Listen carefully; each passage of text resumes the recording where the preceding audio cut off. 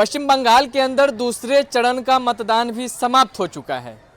यूँ कहें कि पश्चिम बंगाल के अंदर लोकतंत्र का महापर्व खत्म हो गया है। लेकिन हम आपको जो तस्वीरें दिखा रहे हैं वो तस्वीरें आप ऐसे देखिए कि मेरे दोनों साइड में दो युवा खड़े हैं और ये दोनों युवा लोकतंत्र के महापर्व से वंचित रहे हैं। अब मैं क्यों बता रहा हूँ, चूँकि वोटिंग खत्म हो चुका है और ये दोनों वोट नहीं डाल पाए हैं। इनके हाथों पे स्याही नहीं लग पाई। एक बार दिखाइए जरा, दिखाइए, आप भी दिखाइए जरा।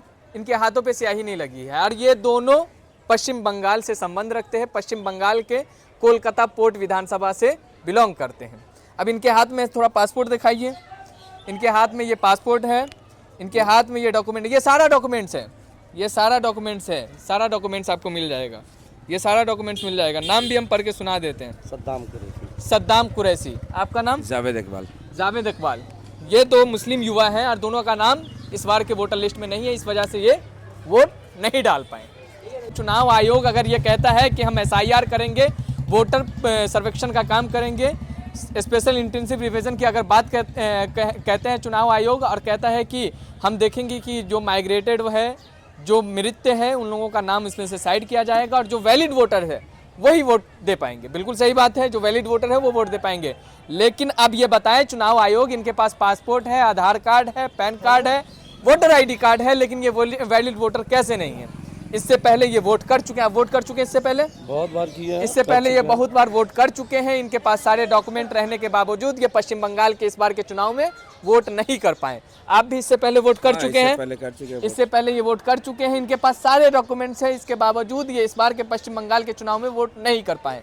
अब ये बताइए, क्या बताइए, जब SIR का हुआ तो आपने डॉक्यूमेंट दिया कि नहीं दिया? SIR का हुआ था, जब सबमिट अपील भी मैं किया था, सब डॉक्यूमेंट भी दिया था, साथ ही साथ जो जो डॉक्यूमेंट चाहिए था वो डॉक्यूमेंट मैं दिया। और मेरे घर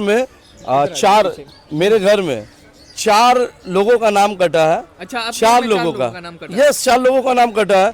चूंकि मेरे फादर कुछ महीना पहले एक्सपायर किए हैं, तो उनका भी नाम जॉय बांग्ला, उनका भी नाम डिलीट हुआ था। क्योंकि हम लोगों ने मेरे फादर का जो डेथ सर्टिफिकेट होता है उसे सबमिट किया। पापा का नाम डिलीट हुआ, ठीक है, समझ में आता है, बट मेरे बड़े भाई का, मेरे 2 बड़े भाई का नाम आया है, मेरे मम्मी का नाम आया है, मेरे भाभी है उनका नाम आया है, सबका नाम आया है, मेरा नाम नहीं आया है और मेरे भतीजा का नाम नहीं आया है।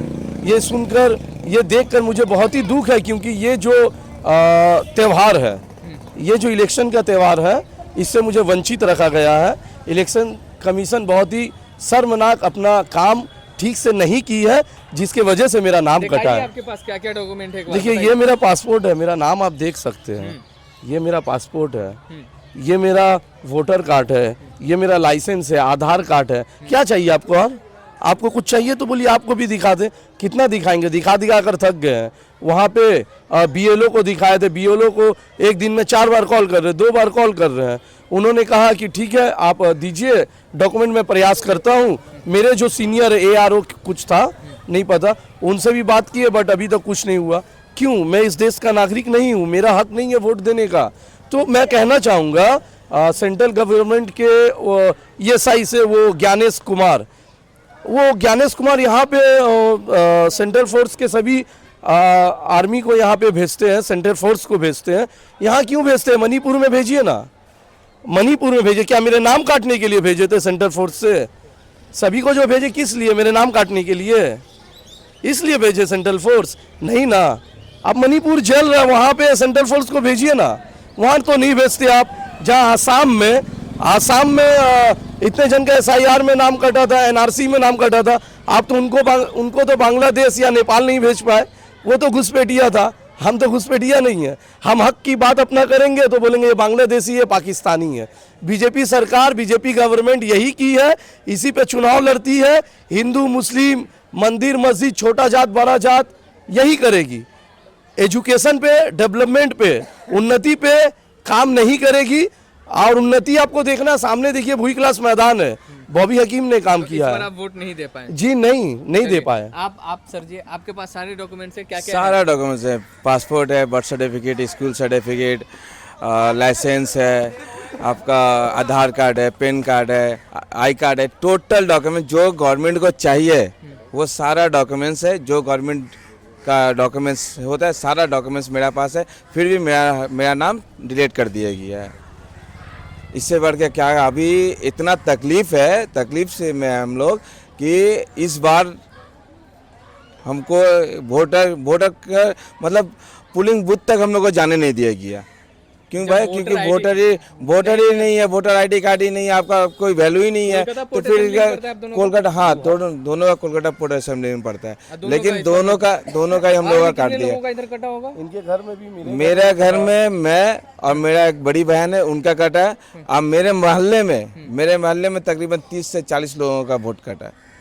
30 से 40 लोगों का वोट काट दिया गया, खत्म कर दिया गया, और उनका अप्लाई करने का बावजूद भी नहीं आया। मेरे पार्ट 124 में करीब 70-75 जन का नाम कटा है। अच्छा, लगभग। अच्छा, आप मेरे घर से सर आप वोट डाल दिए? हाँ मैंने वोट डाल दिया। आपका वोट नहीं कटा? नहीं कटा। आप सुरक्षित हैं? सुरक्षित है हम।